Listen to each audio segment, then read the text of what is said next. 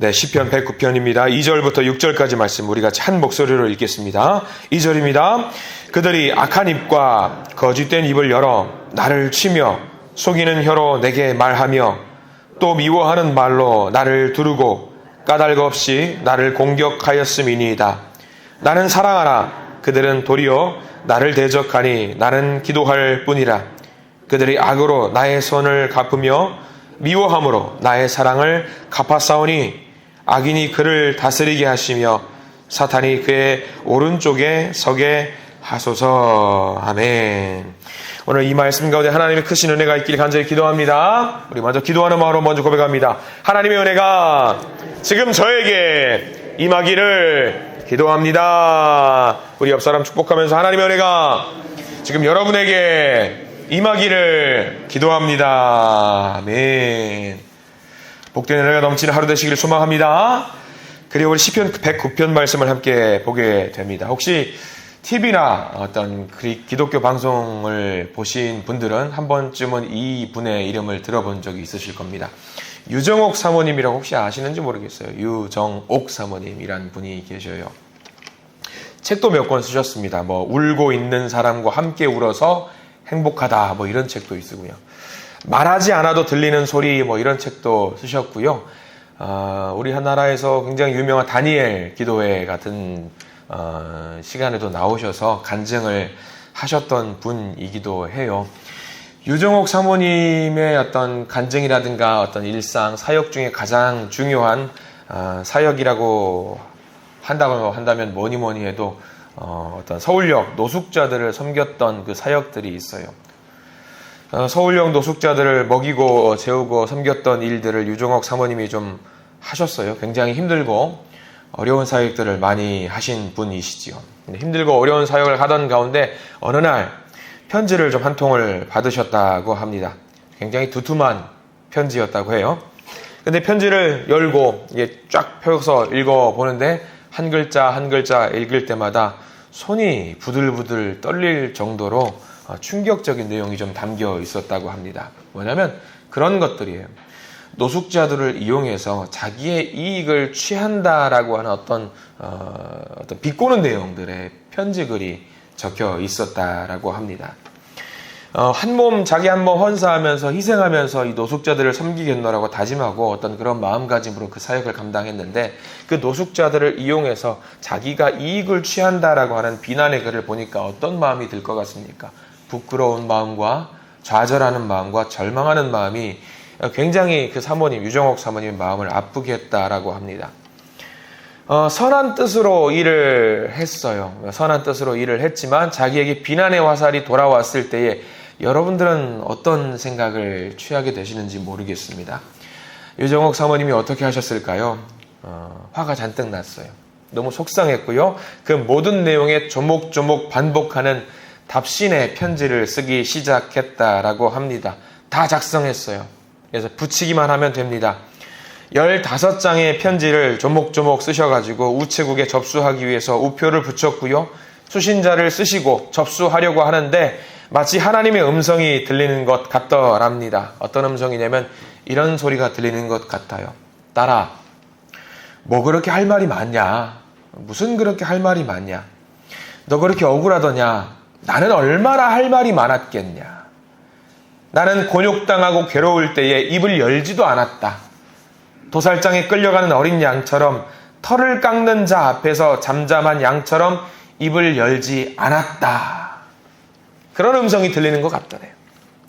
유정옥 사모님이 그때 일을 회고하면서 이렇게 글을 적으셔요. 나는 그 자리에서 말없이 오열하였다. 그리고 그에게 썼던 15장의 편지를 다 찢어버리고 쓰레기통에 넣었다. 그 순간 유정옥 사모님은 박해와 어려움 속에서도 분노하지 않았던 예수님을 바라볼 수 있었다라고 합니다. 그리고 굴하지 않고 자기가 하시던 그 사역을 더 열심히 하셨답니다. 그리고 그 어느 날 그 편지를 썼던 당사자로부터 전화가 왔답니다. 사모님, 제가 사모님께 죽을 죄를 지었습니다. 울먹이면서 말을 끝까지 잊지 못하더래요. 그리고 유종옥 사모님이 그 일을 회고하면서 끝에 이렇게 글을 적으셨습니다. 그는 지금 나의 가장 신실한 동역자로 내 곁에 와 있다. 바울은 그의 동역자인 브리스길라와 아굴라에게 그들은 내 목숨을 위해서 자기 목까지 내놓았다라고 소개하는 것처럼 그 사람은 나에게 브리스길라와 아굴라와 같은 동역자가 되었다. 그날 내가 만약 15장의 편지를 썼다면 나는 그를 영원히 잃었을 것이고 어쩌면 나를 가장 치명적으로 공격하는 적장이 되어 있을 것이다 라고 그를 회고했다라고 해요. 유종옥 사모님과 같이 우리들 중에도 어떤 사람으로 인해서 마음에 상처가 있는 분들이 계실지 모르겠습니다. 죽을 것 같은 어떤 배신의 아픔을 겪은 분들도 혹시 계실지 모르겠습니다. 나는 잘못한 것이 하나도 없는데 배신당하는 일이 더러 한 번씩 있습니다. 나는 정직하게 살았고 떳떳하게 살았지만 갖은 수모와 수치를 당할 때도 있습니다. 여러분들 그런 상황, 오늘 시편 109편의 상황이 다윗의 상황이 바로 그 상황이거든요. 여러분 만약에 이런 상황에 처하게 될 때 그동안 여러분들은 어떻게 하셨습니까? 다윗을 보십시오. 누구보다 배신을 많이 당한 사람이에요. 그의 삶 전체를 두고 보면은요, 삶 전체가 배신이에요. 우리가 다윗의 이야기를 통해서 다윗이 너무 위대하기 때문에 다윗을 통해서 놓치고 있는 것들이 있습니다. 여러분들 다윗의 형이 몇 명인 줄 아십니까? 7명의 형이 있어요. 대단한 형들이고요. 뛰어난 형들입니다. 그런데 형들에 대한 이야기가 없어요. 아버지에 대한 이야기 왜 없을까요? 왜? 다윗은 다른 형제들처럼 대우를 받지 못했으니까. 그리고 아버지로부터 종의 대접, 하인의 대접을 받았기 때문입니다. 아들로서 정당한 대우를 받지 못했습니다. 어떤 목사님은 그렇게 말합니다. 다윗은 아버지에게 배신당한 것처럼 버림받은 자의 삶을 살았을 것이다 라고 이야기를 합니다. 가만 생각해 보세요. 들판에 막내 아들을 양을 치라고 아버지가 아들을 보냅니다. 이거 여러분들 상식적으로 가능할까요? 어린 아들이에요. 맹수가 득실거리는 곳으로 아들을 내보내요. 이거 가능해요? 귀여운 아들이잖아요. 사랑스러운 막내 아들인데 어떻게 그렇게 보냅니까? 양치러 보내요. 다윗이 고백해요. 들짐승 맹수들과 싸웠다고 이야기해요. 막내 아들이. 못해요 그거 사람들이. 근데 보내요. 아버지는 그걸 보내요. 하라고 보내요. 왜? 하인처럼 대우했으니까. 일만 시켰어요. 또 사울 보세요. 사울이 누굽니까? 다윗의 사위의 장인어른이에요. 근데 평생토록 사위를 죽이겠다고 쫓아오는 사울 싸워요. 다윗의 아내 미갈 남편을 배신해요. 그리고 다윗의 아들 압살롬 아버지를 배신해요. 다윗의 심정이 어떨까요? 평생 배신자, 자기를 너무 힘들게 해요. 그 말씀이 오늘 여러분들 방금 읽었던 말씀 2절과 3절 말씀이에요. 나를 아프게 했던 배신자들에 대한 이야기가 2절과 3절 말씀인데 우리 같이 한번 읽어볼까요? 시작! 그들이 악한 입과 거짓된 입을 열어 나를 치며 속이는 혀로 내게 말하며 또 미워하는 말로 나를 두르고 까닭없이 나를 공격하였음이니이다. 다윗을 배신하는 자들을 얼마나 힘들었겠습니까? 눈물로써 아주 하루하루를 살았겠지요. 근데 다윗은 뭐라고 한 줄 아세요? 그렇게 배신하는 자들을 향해서 뭘 한 줄 아세요? 여러분들 4절과 5절 보세요.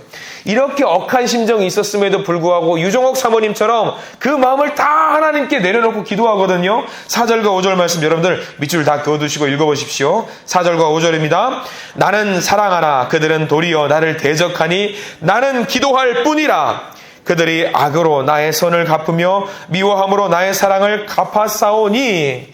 다윗 뭐 했는지 보세요. 자기를 배신하는 자들을 향해서 뭐 했습니까? 기도했어요. 억울한 마음이 들어요. 눈물이 나요. 아파요. 괴로워요. 그러나 그들을 위해서 뭐 했습니까? 중보의 기도를 했습니다. 하나님 그들을 보살펴 주시고 인도해 주셨어요. 이렇게 열심히 그들을 향해서 중보의 기도를 하면 우리는 상상해요. 하나님 제가 그들을 향해서 중보의 기도를 하니까 그들과 좋은 관계 되게 만들어주세요. 기도할 수 있어요. 근데 그 사람들이 내가 그들을 위해서 축복의 기도를 했는데 그들이 뭐 한 줄 아세요? 6절부터 19절까지 긴 내용을 할애하면서 내가 그들을 위해서 기도를 했는데 그들이 뭘 한지 나와요. 우리 몇 절만 좀 읽어볼까요? 그들이 뭐 했는지 보셔요. 9절 말씀 보셔요. 9절 말씀. 그 축복의 기도를 받았던 사람들이 다윗을 향해서 뭐라고 하는지 한번 보셔야 돼요. 9절 말씀 읽습니다. 시작. 그의 자녀는 고아가 되고 그의 아내는 과부가 되며. 자, 이게 무슨 말이냐? 다윗의 자녀는 고아가 되게 만들어주시고 다윗의 아내는 과부가 되게 만들어주세요. 저주하는 기도를 오히려 다윗에게 했다라는 이야기입니다. 이 기도를 듣는 다윗의 마음 보세요. 억장이 무너지겠죠. 10절 말씀도 이어서 볼까요? 10절 시작. 그의 자녀들은 유리하며 구걸하고 그들의 황폐한 집을 떠나 빌어먹게 하소서. 다윗이 축복의 기도를 한 그 대상이 다윗을 두고 뭐라고 이야기해요? 하나님, 다윗 말이에요. 다윗 구걸하는 거지가 되게 하시고 집을 떠나서 도망다니게 해주시고 빌어먹게 해주세요라고 지금 저주의 기도를 했다라는 이야기입니다. 여러분들 9절부터 16절이 기도인데요. 여러분들 이게 기도예요, 기도. 근데 기도의 내용이 뭐예요? 하나님, 저 기도드립니다. 나를 축복했던 저 다윗이요, 거지가 되게 해주세요.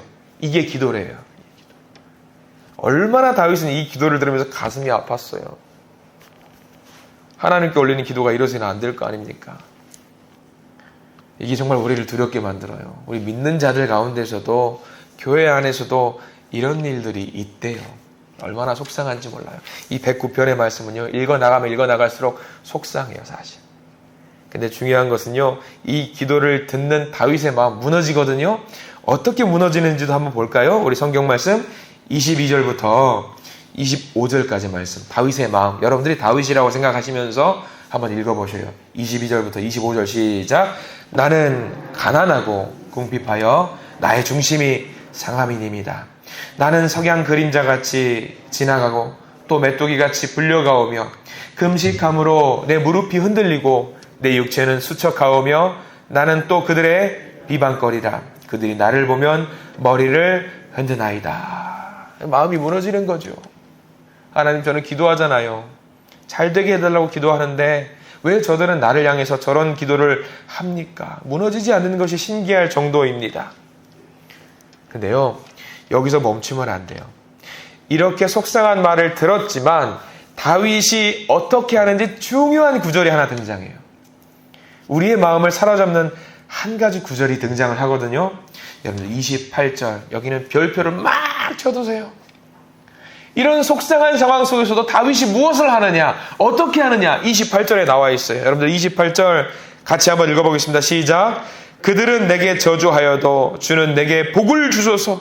그들은 일어날 때에 수치를 당할지라도 주의 종은 즐거워하리이다. 이게 뭐예요? 하나님께 내 모든 것을 맡기겠습니다. 그 이야기입니다. 원수들은 나를 저주하지만 하나님은 나에게 복을 주시는 분입니다. 이 믿음이 정말 놀라운 믿음이지요. 실제로 이 28절의 고백처럼 됐어요. 다윗을 그렇게 저주하던 자들은 다 죽었거든요. 그리고 다윗을 저주하던 자는 다 벌받았어요.